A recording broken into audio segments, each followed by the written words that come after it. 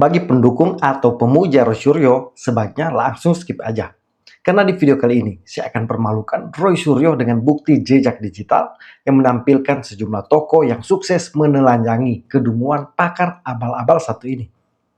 Di video ini akan kelihatan jelas, Roy Suryo ini jauh dari kata peneliti, apalagi pakar. Dia mungkin ahli di satu hal, ahli menipu dan membuat framing jahat. Melihat track record Roy Suryo, sudah ketahuan watak mantan Menteri SBY ini. Dia mantan narapidana, kasus Undang-Undang ITE.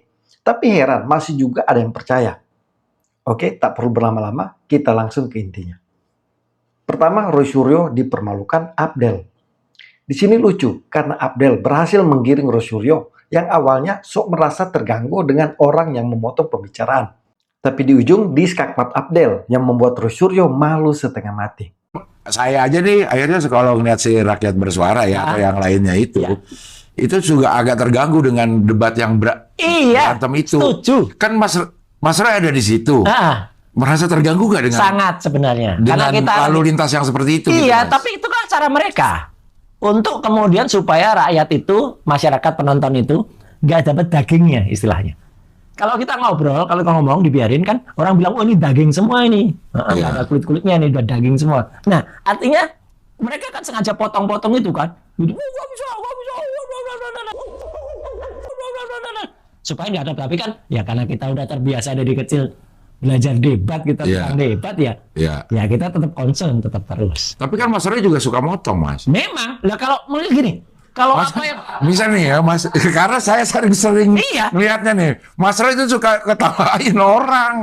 Sekarang gini, orang lagi ngomong, Mas Roy gini, gitu. Kedua, Bestari Barus, politisi PSI, dengan halus mempermalukan Roy Suryo. Roy Suryo sampai tidak bisa ngomong karena tersedak. Gini, ada embos. Oke. Iya kan, Bang? Nah, kualitas kopinya bagus. bukan, ini scan asli. Kalau yang sana kurang bagus. Ya, makanya ini jangan dibilang asli oleh Andi Aswan. Enggak, dua-duanya juga nggak asli. Enggak, gini, oke, gini. Fotokopi kok. Saya bilang. Jadi, Mana sih? ini tantangan secara ilmiah. Kalau memang memuji. Mas, minum dulu nanti keselek. Nanti gantian dulu. Oke.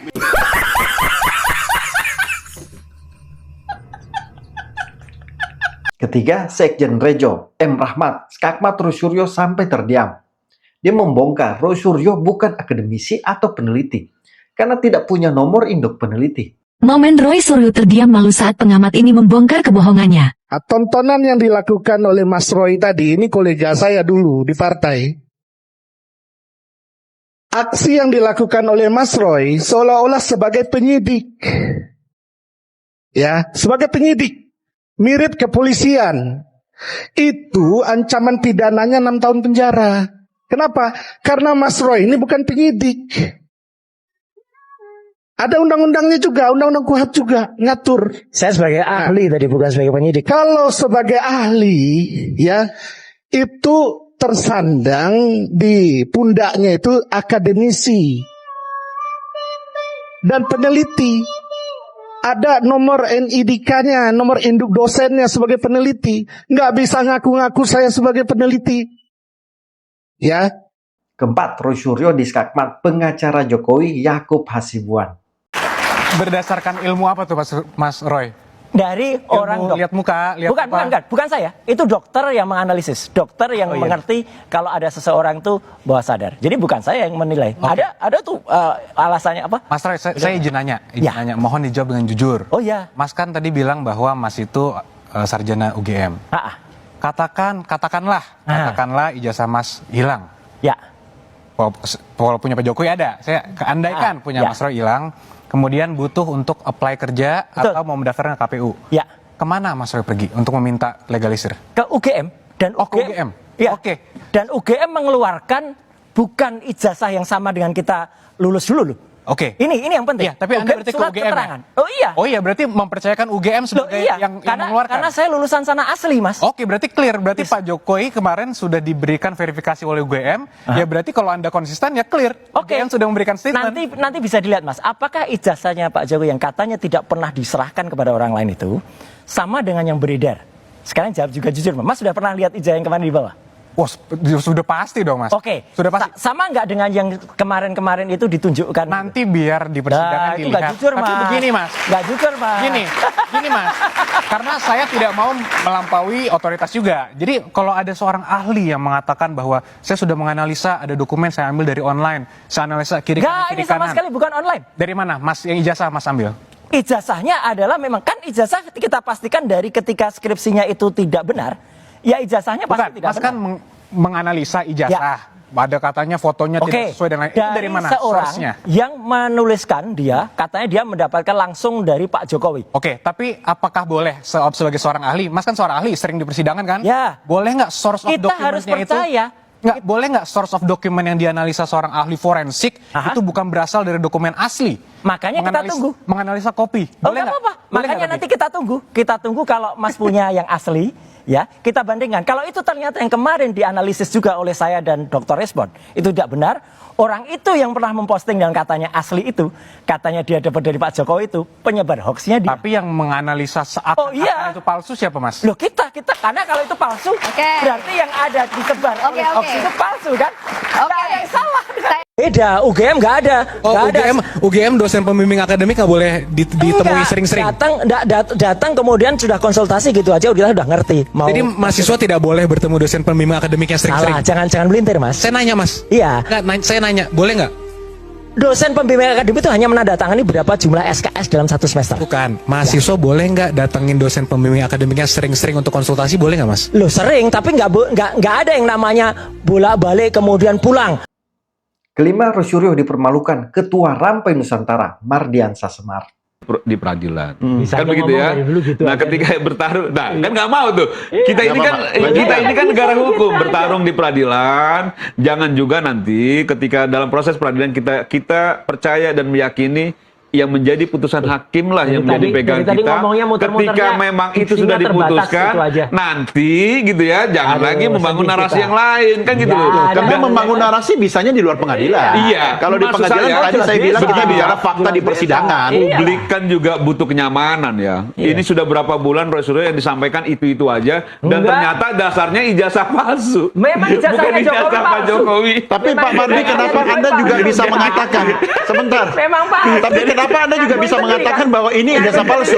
Bukan. Anda juga bisa melihat Ini orang sekilas. fotokopian terus di print. Kok kayak gini Ijazah fotokopi? Ini ijazah Andi Pak Aswan. Jokowinya ada. Iya, itu makanya. Kemarin di Polda itu. Nah, makanya yang dia lihat harusnya itu diteliti palsu, itu yang kan? di Polda itu. Katanya dia di Ini Jember, Solo. yang diteliti Ya kan? ini. Ya kan? Ya pasti palsu lah. Ya Bukan pasti ijazah palsu, Pak kan? Jokowi. Ijazahnya Kalau palsu. ijazah Pak Ini Jokowi itu katanya yang asli ijazah Jokowi, ada ya kan? di penyidik. Makanya Jadi ini- logika ini kita. logikanya sakit ini. Kita dicederai loh logika Ini kita. Andi Aswan sama mengatakan ini intelektual asli. kita. Andi Aswan, Ketua Jokowi Mania, Jadi maksud mengatakan saya, ini asli. Mas Roy Ternyata kalau mau palsu. diteliti lah yang asli. Loh lah ya, ini Andi Aswan Ada bilang kemarin asli. itu yang asli. Ini Andi Jangan Aswan bilang asli. fotokopian lah diteliti. Makanya Andi Aswan Kalau di masuk. persidangan, Ya, Pak, begini, masuk. kalau di persidangan, Aduh, kasihan dia. Bapak-bapak, Kasihan dia. ganti-gantian Ini dong. agak lucu ya. Ya. Jadi kita selama ini meributkan hasil Ya, ya. penelitian Ya. ijazah Nah. yang memang ijazah fotokopian. Bukan ijazah aslinya Pak baca nggak? Jokowi. ini yang Bisa duluan baca nggak? ini, yang Makanya pertama. ini kan yang tadi. Ini saya upload yang apa ini? Ini tulisannya apa? Itu tulisan orang. Lah ya Begitu loh. asli kan? Makanya Ya dia iya. bertanggung Kenapa jawab. patokan itu? Asli. Sebegitu. Kalau nggak asli, dia masuk. Seorang Kenapa dia nggak Rosyuryo masuk? bisa Aduh, percaya dengan konyol. apa yang Begini. Iya, jadi makanya Sorry Mas, harus pinjam. fair. Kalau bicara soal kebohongan, pasti publik juga bisa mengukur dia. Apakah mereka akan percaya Rosyuryo yang pernah menjadi Menpora menyanyi lagu Indonesia Raya tidak hafal, bisa bikin keributan di dalam pesawat karena merebut seat orang, kan gitu ya. Nah kayak gitu-gitu atau membawa barang-barang inventaris negara, kan gitu ya, inventaris negara gitu. Bukan, maksud saya, jangan juga menuding-nuding orang bohong-bohong, tapi reputasinya sendiri diragukan gitu loh. Kenyataannya gitu loh. Keenam, Rosyuryo dipermalukan David Pajung. Rosyuryo mengaku pembuat undang-undang, tapi isi undang-undang ternyata dia tidak hafal. Salah, ini salah. Nggak bisa baca undang-undang, nggak usah ngomong undang-undang, Mas.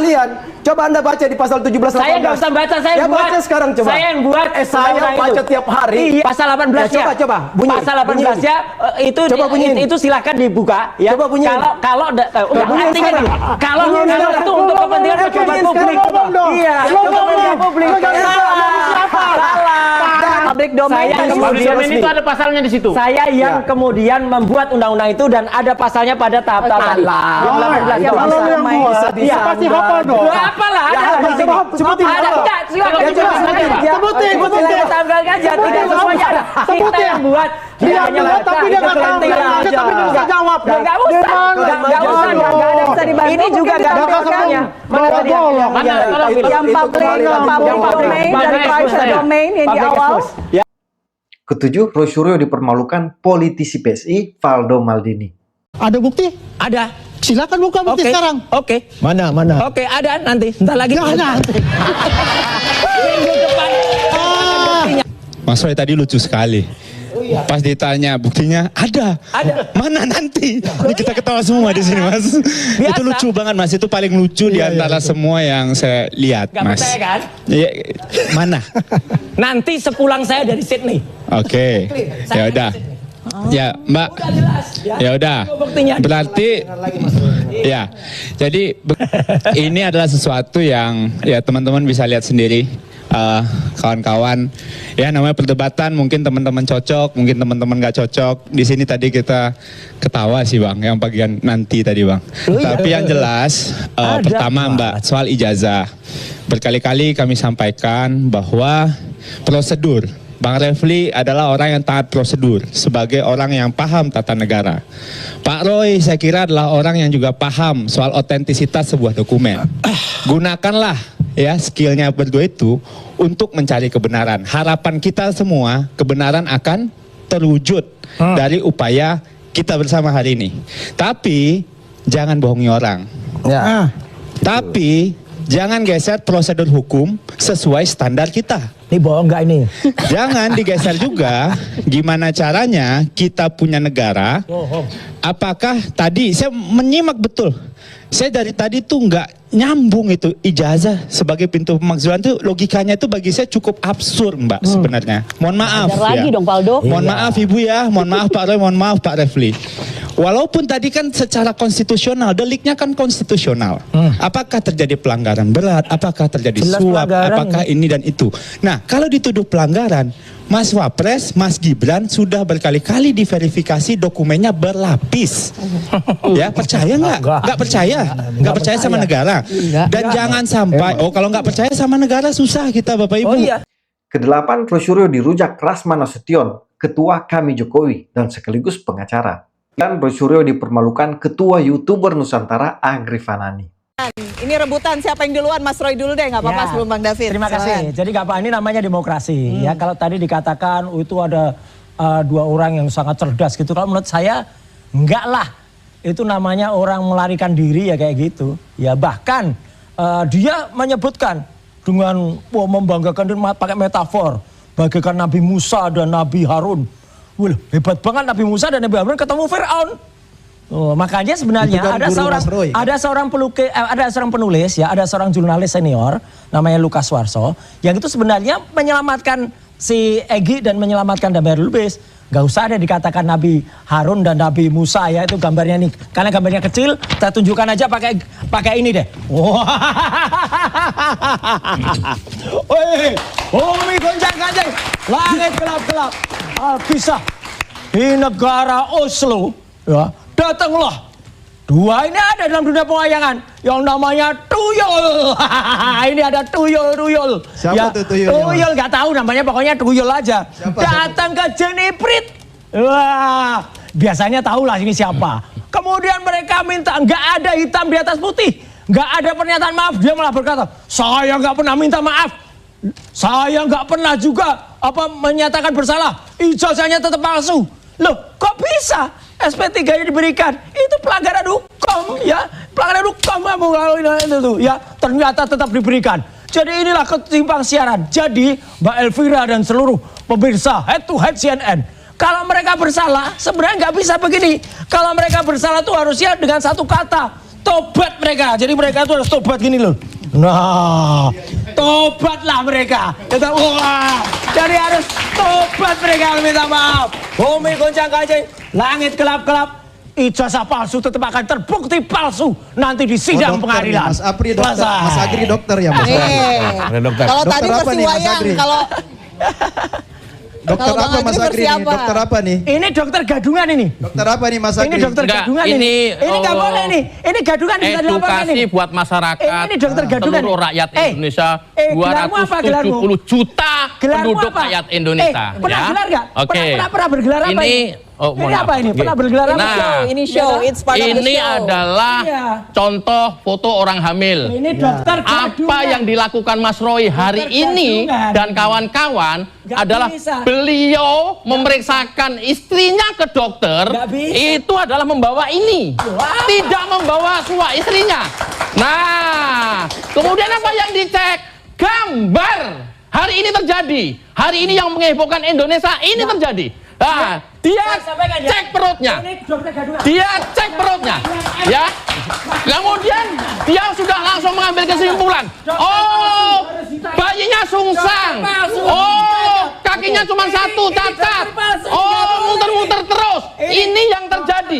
Hiruk pikuk seluruh Indonesia ini yang dia lakukan adalah penelitian hanya memakai foto. Jadi bukan istrinya yang dibawa ke dokter, bukan kandungannya yang diperiksa, tapi foto postingan Dian Sandi, foto kopian sebelumnya itu yang diteliti oleh Roy Suryo. Yang sampai dari ini ribut terus. Nah, kemudian apakah kemudian seluruh masyarakat Indonesia akan dibuat hiruk pikuk seperti Roy Suryo yang dia meneliti memakai foto. Jadi bukan perut, bukan bayi yang diperiksa oleh dokter. Foto.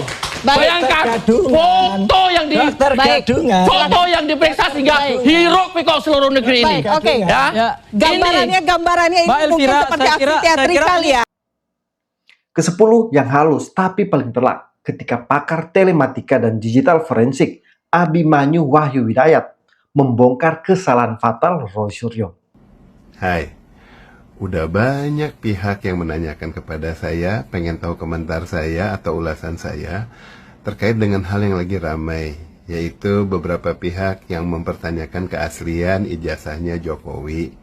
Ya, langsung saya sebut aja kan yang lagi ramai itu adalah orang yang saya kenal, ya, dan saya yakin mereka berdua juga sangat kenal saya, yaitu Roy Suryo dan Rismon Sianipar Hasiholan. Ya, orang yang mempertanyakan kepada saya ini adalah minta masukannya terkait atau minta pendapat saya. Oke, saya nggak mempertanyakan mengenai keabsahan ijazah tersebut dan sebagainya karena saya belum diminta yang berwajib. Oke, belum ada pihak yang meminta untuk saya ikut terlibat dalam hal itu.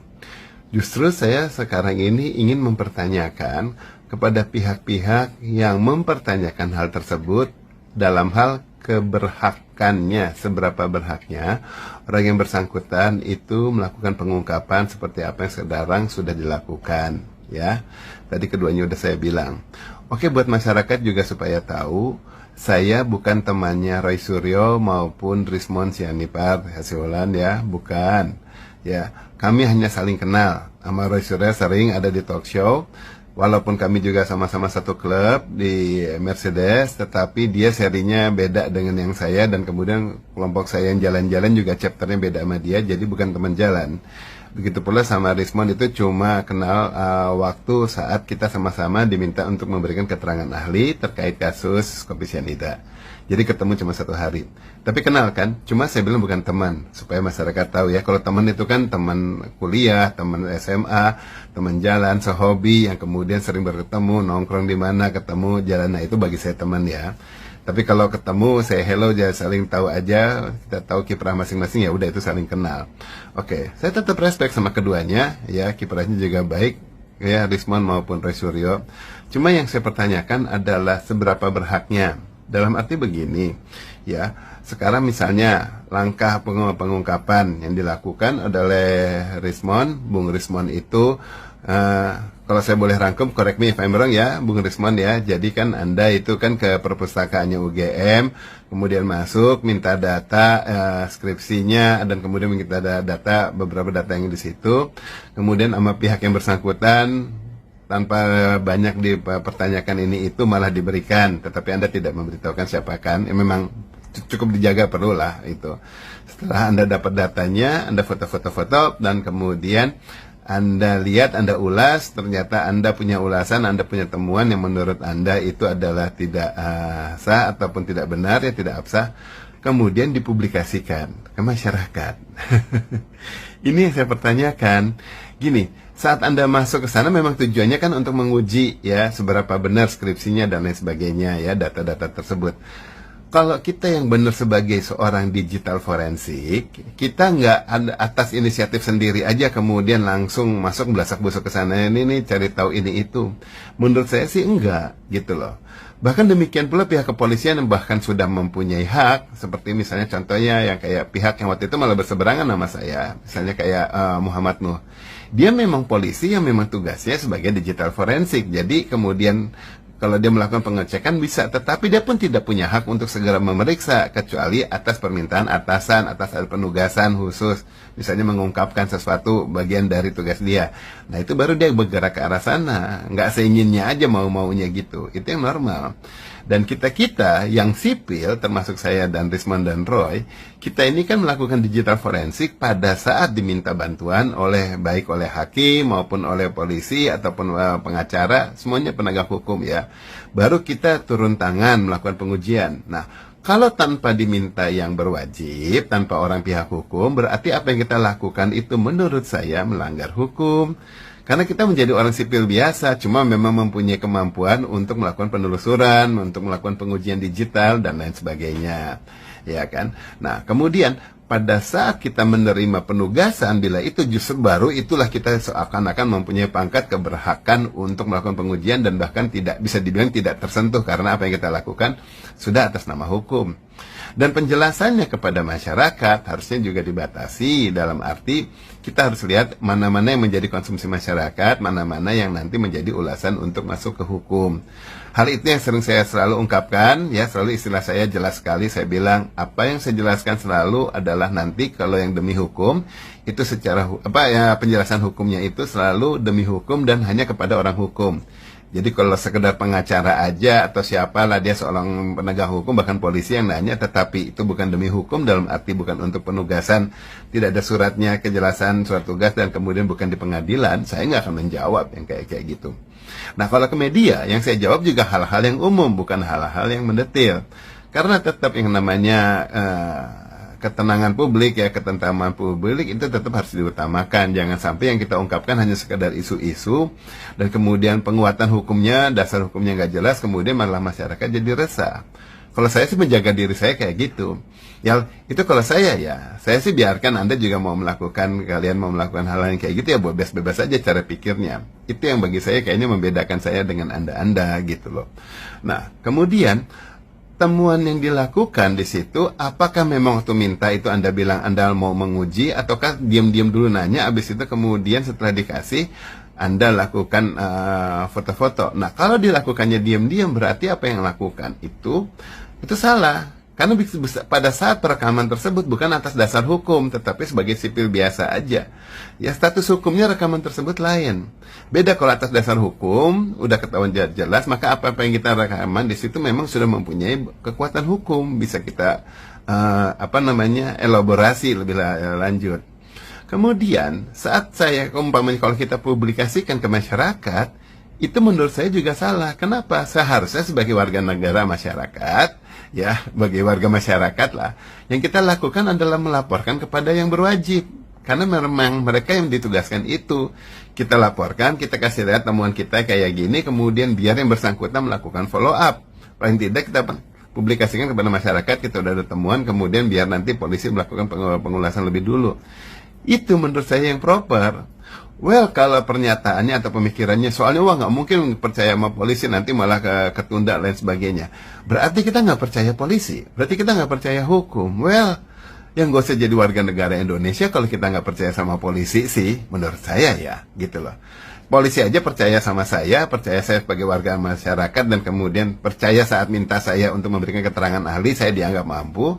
Nah kemudian kebaliknya pada saat saya sebagai warga kembali, umpamanya biasa, kemudian kenapa saya tidak bisa menghargai polisi? Ya saya harus hargai. Bahkan yang berpangkat kopral sendiri pun yang di jalanan yang coba kayak gimana, atau berita-berita atau apalah itu, Saya harus hormati karena mereka bagian dari institusi yang saya harus hormati. Ya secara hukum bekerjanya seperti itu. Gitu, nggak bisa kita kemudian sekadar kita terabas, kita nggak percaya semuanya kemudian kita lakukan sendiri. Menurut saya sih itu nggak benar, gitu. Ya, itu langkah yang bagi saya salah. Nah, kemudian mengenai penjelasannya Roy Suryo, punten nih Mas Roy, ya Anda mengutarakan bahwa mengenai kebebasan publik ya untuk melihat data, itu lihat kebebasan publik yang mana? Ya, publik yang dibilang bebas itu adalah pers, ya kebebasan pers. Iya, undang-undang yang mana sih kalau menurut Anda yang kebebasan publik?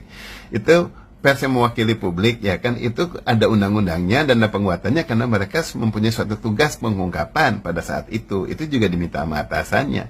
Bukan berarti anggota masyarakat siapapun bebas kemudian melacak-lacak membuka ini itu, enggak lah, ada dasarnya semua. Kalau hal itu semua dibilang bebas, tiap hari kemudian ada jutaan masyarakat yang pengen ngeliat data ini itu, wah bisa kisruh dong semua tempat, jadinya harus melayani masyarakat hanya karena dasarnya kebebasan publik. Kalau nggak dilayani nanti dibilang melanggar undang-undang. Enggak kan? Enggak gitu banget gitu loh.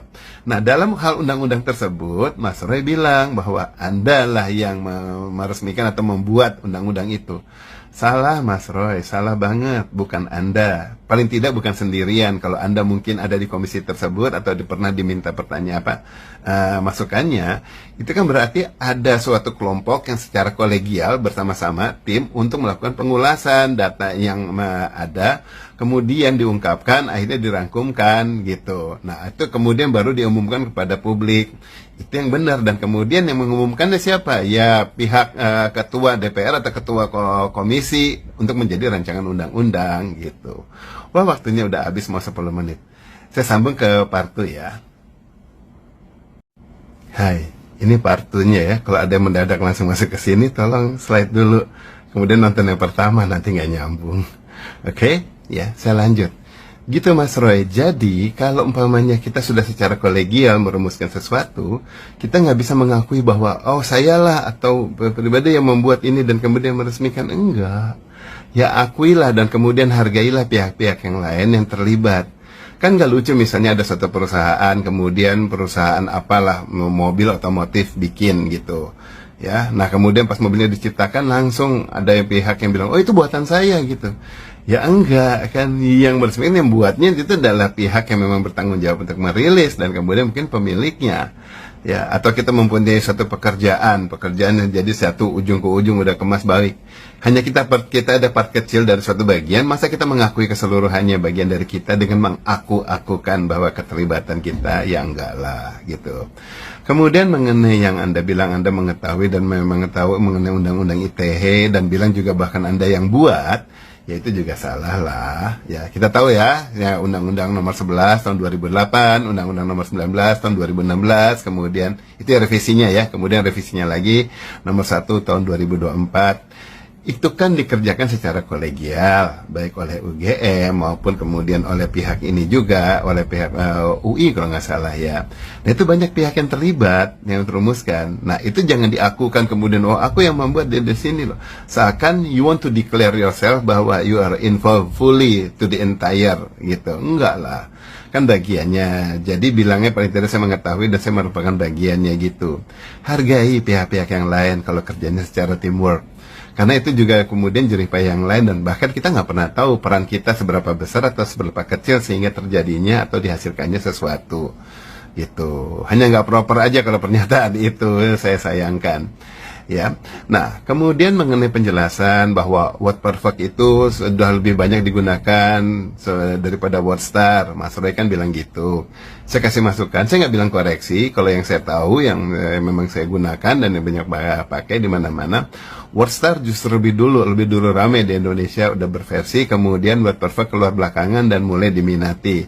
Karena kalau di word star kan lebih baik semuanya pakai tag ya. Kurung buka B kurung lebih kecil B lebih besar B tutup, kemudian berarti itu nanti bold ditutup lagi, B lagi tutup di sini top ya kan, kemudian I italic underline U dan semuanya kayak gitulah, semua tag yang kayak gitu ya kan. Itu nggak praktis walau kelihatannya bagus, tetapi kemudian keluarlah word perfect yang kemudian lebih modern, lebih enak deh untuk settingnya ya kan. Jadi menurut saya word perfect setelah word star, bukan kebalikannya Ya, dan mengenai hasil cetakan dibilang bahwa di era tersebut cetakan hanya dot metrik, ya enggak, menurut saya enggak. Ya, inkjet itu udah keluar dari tahun 80-an loh. Ya, berbagai merek inkjet itu udah mulai keluar, udah ada. Ya, dan saya tidak menganulir berarti saya bilang bahwa itu benar inkjet, enggak, kan kita ngomong sekarang sudah ada itu apa belum gitu loh, ya, secara teknologi. Jadi inkjet sudah ada, dan kalau sudah keluar kemudian editornya Microsoft Word itu udah keluar dari 1980-an juga udah keluar, ya, yang versi satunya, versi lama, kemudian baru direvisi dan diperbarui kan bertahap berikutnya. Jadi udah keluar dan kemudian mulai mengemuka di mana-mana. Kalau dulu kan pakai yang Windows 31 gitu, atau Windows yang Wah, kalau DOS kan di WordPerfect ataupun di WordStar dan WordPerfect itu masih yang DOS. Kemudian Microsoft Word udah mulai yang baru berbasis yang Windowsnya lain sebagainya gitu. Jadi kita bilang bahwa itu sudah ada. Nah, masalahnya benar apakah itu hasil cetakannya itu jadinya pakai si printer inkjet di sini, nanti diuji, nanti diperiksa gitu loh. Dan ini saya bukan menyanggah, tetapi kalau kita bilang bahwa belum ada teknologi itu ya salah. Udah ada teknologinya. Cuma apakah itu diimplementasikan benar atau tidak gitu ya. Mengenai Times New Roman ya, Times New Roman itu udah lama banget ada, bahkan dari 1932-an kalau nggak salah itu sudah ada. Ya kan, nah tinggal sekarang apakah cetak-cetakan yang ada sekarang itu sesuai dengan Times New Roman yang seperti sekarang beredar apa enggak, itu harus diperiksa ujung ke ujung, sedapat mungkin semua teks yang ada diperiksa, kalau bisa dicari dari mulai 26 huruf ya, dari A sampai Z-nya, kemudian segala special karakternya, baik titik, tanda plus, garis miring dan lain sebagainya, itu semua diperiksa, itu untuk menguji, memastikan bahwa apakah pas saat kita bilang Times New Roman nanti betul apa kayak gitu apa enggak. Itu penting. Kalau enggak penting, paling kita ngomongnya oh mirip Times New Roman. Jangan langsung bilang oh ini Times itu begini, ini begitu, nggak bisa. Ngulas tuh nggak kayak begitu menurut saya, terlalu berlebihan. Saya nggak bilang Anda salah ya, Bung Rismon dan Roy, tetapi penjelasan kadang jangan perlu juga terlalu berlebihan. Ya, kemudian masyarakat itu jadinya rancu. Kalau yang rancu yang bijak biasa, tetapi kalau yang culun-culun, masyarakat yang kurang pintar, saya bilangnya, nggak mau bilang bot, ya yang kurang pintar itu kemudian terlalu bereaksi, oh ya gini, wah geruduk saja, wah gini, ya, bereaksi gitu kan. Itu masyarakatnya kayak gitu, itu saya tahu lah kalangannya levelnya kayak gimana, nanti pada saat dia suruh maju juga ya nggak nongol-nongol. Dan kemudian kalau bikin konten-konten juga kita tahu lah level-levelnya kayak gimana. Ya hanya ikut rame. Nah, mereka-mereka itu yang terpengaruh. Apa kita mau dari menjadi bagian yang mempengaruhi masyarakat, atau yang jadi yang meluruskan? Ya, ayo bikin lempeng ya, gitu loh. Kita ini orang yang kayak gini nih sedikit. Ya, orang yang sering diminta untuk digital forensik, telematika yang periksa-periksa gini, itu sedikit di Indonesia. Ya, coba lihatlah yang selalu nongol di media-media kan ya Mas Roy, ya saya, ya siapa, kan banyak nongol gitu. Ya, dan kemudian untuk sesi ahli juga saya udah 30-an kali, hampir 40 kalau nggak salah. Itu udah banyak melakukan pemeriksaan, dan kita hanya sedikit. Jangan sampai kita segera jadi pihak yang segera kemudian melakukan pengulasan macam-macam hanya sekedar mau menjadi whistleblower mungkin, atau kemudian mau pengungkapan apapun yang tetapi di luar secara hukum. Kita ada dasar hukumnya, dasar hukum itu yang digunakan. Jangan kemudian mencoba meminta perlindungan dari masyarakat kalau udah masalah, udah rame, kemudian paling tidak nih ada yang melindungi Anda. Enggak, nanti saat masuk ke ruang sidang juga Anda sendirian, duduk di kursi sebagai terdakwa atau sebagai saksi juga kita sendirian. Masyarakat bikin rame-rame semuanya di luar doang, nggak bisa ngapa-ngapain. Dan kemudian yang bisa menolong kita dan kemudian membantu kita tinggal Allah Subhanahu wa Ta'ala.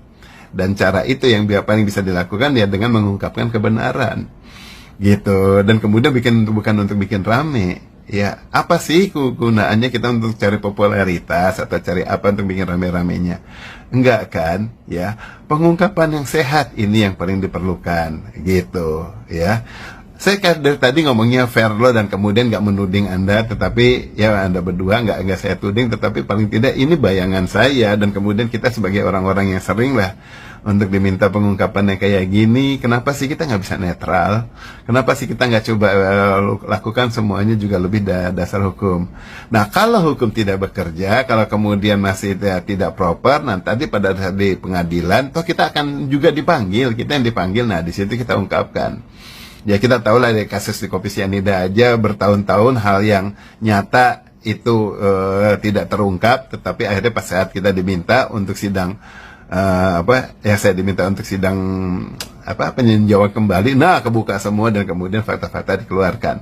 Saat waktunya tiba, Allah akan membukakan jalan bagi kita kalau kita memang untuk melakukannya itu secara amanah. Ya, lakukannya itu bukan untuk kepentingan pribadi, bukan untuk cari rame, bukan hanya sekedar menjatuhkan partai ini, partai itu berkaitan sama yang hal politik-politik. Enggak, semuanya demi masyarakat, semuanya demi pencerahan kepada masyarakat. Kepentingan masyarakat, itu yang jauh lebih diutamakan.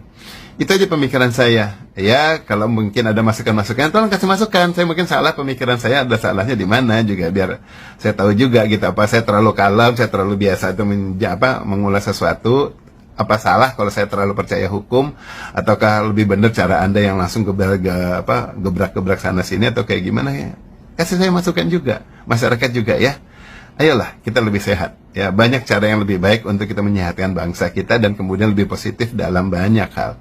Itu saja, mohon maaf kalau ada kata-kata yang nggak tepat, mohon maaf kalau ada istilah yang kecepatan ataupun ngomong-ngomongnya yang, mohon maaf kalau ada yang kesinggung, ada kemudian tidak berkenan dengan keterbukaan saya dan kemudian pengungkapan saya yang seperti ini. Maaf, ini tujuan saya untuk mencerahkan bangsa Indonesia, masyarakat Indonesia, agar kita tujuannya kita bisa lebih maju dan lebih sehat pikirannya. Maju itu dalam hal itu, ya nggak hanya di teknologi. Oke, wabillahi taufiq wal hidayah. Wassalamualaikum warahmatullahi wabarakatuh. Salam hangat, jabat erat. Teman-teman, ini baru sebagian dari banyak bukti jejak digital yang mempermalukan Roy Suryo. Bagi publik yang waras, ini sudah cukup memperlihatkan kualitas Roy Suryo yang mengklaim pakar dan peneliti. Tapi pendukungnya yang kurang memakai nalar pasti tetap percaya kepada Roy Suryo. Karena mereka punya satu kesamaan, punya satu kepentingan untuk menjatuhkan Pak Jokowi. Sehingga mereka percaya buta kepada Roy Suryo. Padahal kebohongan Roy Suryo sudah sangat jelas. Dari sisi kompetensi, dia bukan peneliti. Dia tidak terdaftar sebagai peneliti. Apalagi yang diteliti foto ijazah di medsos, bukan ijazah asli. Temannya sendiri, Rismond Sianipar, sudah minta maaf dan meralat semua penelitian yang awalnya menyebut ijazah Jokowi palsu. Rismond kini dengan tegas menyatakan keaslian ijazah Jokowi. Tapi Roy Suryo masih ngotot. Malah terus menarasikan ijazah Jokowi 99,9% palsu. Jadi kelihatan Roy Suryo ini bukan pakar, tapi tukang framing, tukang fitnah. Bandingkan saja dengan pakar telematika dan digital forensik Abimanyu. Roy Suryo ini kalah jauh dari semua aspek. Jadi bagi para pendukung Roy Suryo, sekali lagi, kalian tertipu. Kalian adalah korban framing dari mantan napi yang pernah terjerat Undang-Undang ITE. Teman-teman, itulah informasi yang bisa saya share di video kali ini. Kalau dirasa bermanfaat, jangan lupa komen, like, dan bagikan. Terima kasih. Salam kontra narasi.